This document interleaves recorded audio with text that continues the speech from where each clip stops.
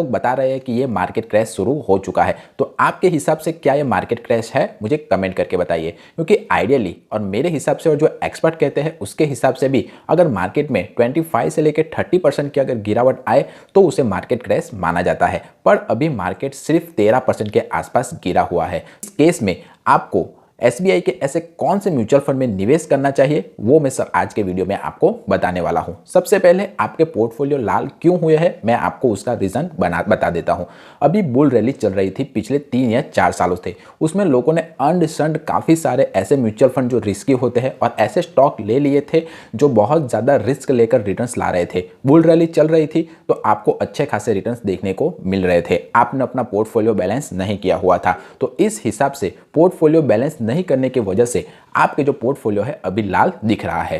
तो सबसे पहले आपको खुद से एक सवाल पूछना होगा कि क्यों आप शेयर मार्केट में अपने पैसे को निवेश करने के लिए आए थे और कितने समय के लिए आए थे। अगर मार्केट में आए थे यानी कि 1, 2 या 3 साल के अंदर आप प्रॉफिट कमाकर चले जाने के लिए आए थे तो बुल रैली आई और चली भी गई। पर अगर आप लॉन्ग टर्म के लिए इस शेयर मार्केट में टिके हुए हो और अगर इन्वेस्टमेंट चालू रखने के लिए आए थे तो अभी तो छोटा मोटा क्रैश आया है तो उससे डरने की क्या ज़रूरत थी। मैं अपने इन्वेस्टर जो मेरे अंदर म्यूचुअल फंड में निवेश किए हुए लोगों ने उसे इस मार्केट में आए थे।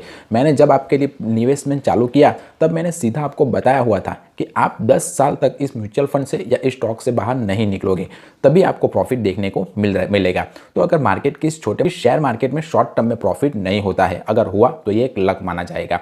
शेयर मार्केट में प्रॉफिट लॉन्ग टर्म में होता है। लॉन्ग टर्म से मेरा मतलब है 10 साल या उससे ज़्यादा के लिए। मिनिमम अगर आप 10 साल के लिए किसी शेयर मार्केट में निवेश करोगे तभी कंपाउंडिंग इंटरेस्ट का इफेक्ट आपको अपने निवेश किए मनी पर देखने को मिलेगा। तो अगर आपने वाई क्वेश्चन पूछा है तो मुझे कमेंट करके बताइए कि आपने अगर म्यूचुअल फंड में अपना पैसा और एसआईपी शुरू की हुई है तो क्यों शुरू की हुई है, अपने बेटे की शादी के लिए, बेटे के भविष्य के लिए, या बेटी की शादी के लिए, या उसके भविष्य के लिए। अगर आपका जवाब वाई आपका क्लियर होगा तो आप इस शेयर मार्केट के उतार चढ़ाव को निगलेक्ट करके अपना मोबाइल बंद करके शांति से अपनी एसआईपी चालू रखेंगे स्टॉक में और म्यूचुअल फंड में, ऐसा मेरा मानना है। दूसरा सवाल, अगर आपने पोर्टफोलियो बैलेंस सही से नहीं किया हुआ है तो ये आपके लिए एक अच्छा चांस है पोर्टफोलियो रीबैलेंसिंग करने का। इसमें आप बुरे म्यूचुअल फंड और स्टॉक को शॉर्ट आउट कीजिए और अच्छे म्यूचुअल फंड और स्टॉक में निवेश कीजिए।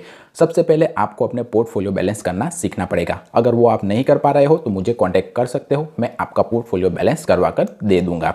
सबसे पहले आपके पोर्टफोलियो में एक इंडेक्स फंड, एक large and mid cap fund, एक फ्लेक्सी कैप फंड और एक स्मॉल कैप फंड होना चाहिए, तभी आपका पोर्टफोलियो बैलेंस होगा। आज के इस वीडियो में मैं जो आपको एसबीआई का म्यूचुअल फंड बताने वाला हूं वो है एसबीआई का large blue chip mutual fund. यानी कि ये इन्वेस्टरों के पैसे को जो शेयर मार्केट की टॉप 100 कंपनियां हैं उन्हीं में निवेश करता है। ब्लू चिप कंपनी में निवेश करने के कारण इसके रिटर्न्स थोड़े कम है कंपैरेटिवली दूसरे म्यूचुअल फंड की तुलना में। तो इसके रिटर्न्स देखें तो एसबीआई के ब्लू चिप म्यूचुअल फंड ने 1 साल में 8.7% का, 3 साल में 12.5% का, 5 साल में 16% का और ऑल ओवर 15% का रिटर्न्स अपने इन्वेस्टरों को लाकर दिया हुआ है। इसने अपने कैटेगरी एवरेज के बेंचमार्क को बीट किया हुआ है। तो इस हिसाब से देखें तो ये एक अच्छा म्यूचुअल फंड माना जाता है। इसकी होल्डिंग्स देखें तो इसने HDFC bank, ICICI bank, L&T, Infosys, Reliance, Tata consultancy, ITC, Kotak bank, Infosys limited जैसी कंपनियों में इन्वेस्टरों के पैसे को निवेश किया हुआ है। बात कर लेते हैं एक्सपेंस रेशियो के बारे में। अब जिसे नहीं पता कि एक्सपेंस रेशियो किसे कहते हैं, तो जो एसेट मैनेजमेंट कंपनियां होती है वो हमारे पैसे को मैनेज करने के लिए हमें से कुछ फीस चार्ज करती है और उसी फीस को वो एक्सपेंस रेशियो के तौर पर हमें बताती है। तो SBI large cap mutual fund का जो एक्सपेंस रेशियो है वो एग्जिट लोड 1% है।